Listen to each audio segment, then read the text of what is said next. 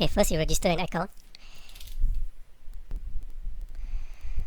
Okay, once your account is created, a sample diet will be made for you. So what the software does is it calculates the nutrition of each of the food items in your diet. So as you see here, protein, fat, carbohydrate, calcium, iron, magnesium, potassium, sodium, zinc, copper. So all the nutritions are here. And the first three is your protein, fat and carbohydrate, which is the most basic macronutrients. Okay, then so here's a totals row.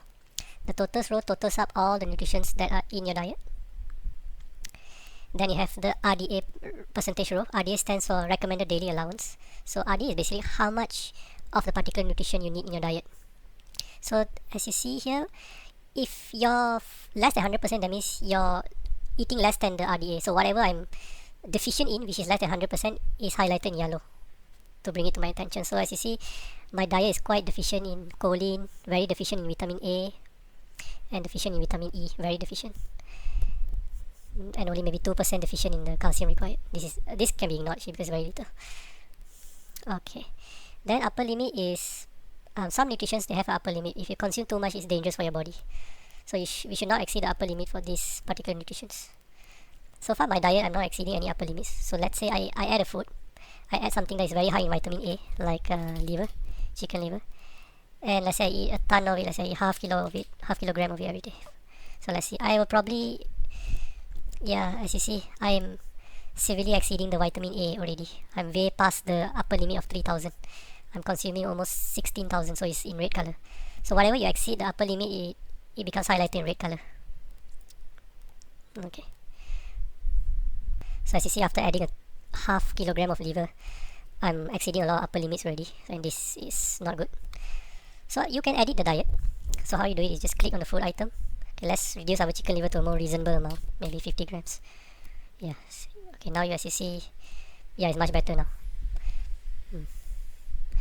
Okay, then you also can edit the name of the diet.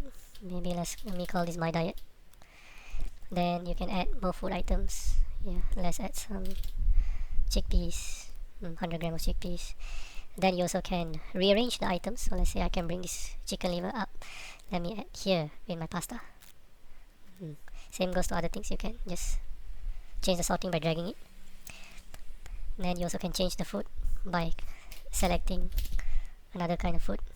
And as you do this, your nutritions will be updated accordingly, and all the totals and the RDA, upper limit, everything will be auto updated and recalculated as you change the food. And then if you notice, I also have the color swatches. So let me make this the same color. So I normally use the color swatches to group my meals. So like this will be my breakfast, my lunch, my dinner, and this is my snack. So let's say I want to make chickpeas my snack, I can make it the same color. Then I just group it together. Yeah, like this. Then there's also a button to clone the diet here. So yeah, the entire diet is cloned. As you see, 2 diets now. They also have an add diet item button here. So a new diet has been added. Let's call this alternative diet. Yep.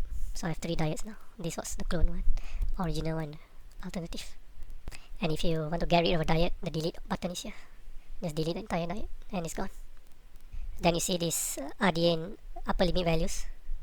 All these values you can adjust from the RDA upper limit page. So for example, let's say I want to bump up the upper limit cholesterol for my diet to 300.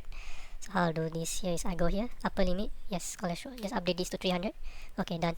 So if I were to come back in my diet, I think, yeah, now it's already 300 and it's no more considered exceeding the upper limit. Then, yep. So this is the threshold. Threshold means, okay, I'm going to remove the chickpeas. Okay, now I'm going to show you the threshold. So over here, I'm just falling short 3% of the RDA and it's already warning me I'm short of the RDA. But let's say you do not want it to warn at 97%, you want it to maybe warn at a much lower number. So we can go to here again and you can change the RDA threshold to maybe 70%. Now, if I look at my diet, see the warning is gone for the RDA. Now I'll only be warned if my RDA is 70% and below. Like for example, vitamin E, I'm only meeting 30% of the RDA, so the warning is on. And next up, I will show you the settings page. So in the settings page, you can set the dominant nutrient color and the columns you want to select. So let's say in my diet table just now, I want to show caffeine. Okay, I select caffeine. Save it. Now if I look at my diet, caffeine is appearing. Since my diet don't have any coffee, my caffeine intake is of course going to be 0. And these colors here are controlled by this dominant nutrient color. So let's say I set my carbohydrate to Purple. Okay. Now if I go here, yes, it has become purple. And the caffeine is still here. Next is, you see, when you edit a food or add a food, you have a list of foods that you can pick. So this selection is coming from this page. Okay, now you see every food here has a FDC ID. Because I'm getting all these foods from the US Department of Agriculture website, and it identifies food by the FDC ID. So let me show you how to add a food. Okay, let's go to the USDA website. Now by default I'm searching for chicken. Let's say I want to add, okay, chicken feet. I select chicken feet. I have to get this FDC ID for the food. Okay, once I get this ID, then you just paste the FDC ID here and click this button. Okay, my chicken feet has been added. So here it is. Then I can edit it. So normally I always edit the price.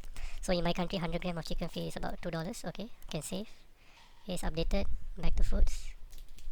So as you see, the price has been updated and all the other nutritions are also in.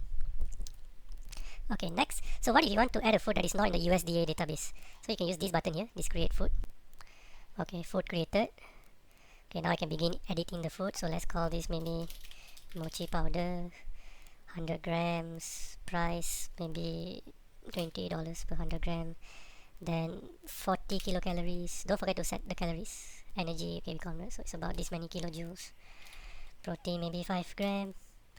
Stand fat and maybe 60 carbs. Okay, and you also can set all the other nutritions if you want for your custom food. Okay, so I'm done here. So save changes.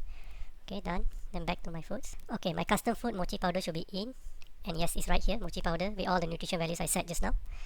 And if you notice, its ID is 24, and you notice all the custom foods, their IDs are in this format because there'll never be an actual FDC ID of the food that you add from the USDA website. So this prevents your custom foods from having any conflict with the foods you add from the USDA website with an actual FDC ID.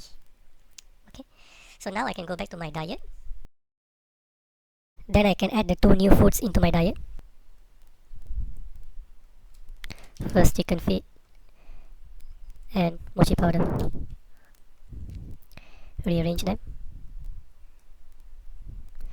I can color them, change their quantity, and as you see, my diet has already been updated. All the nutrition has been recalculated. Then other than that, you can change the application theme, and by clicking your username in the nav bar, you also can change your password.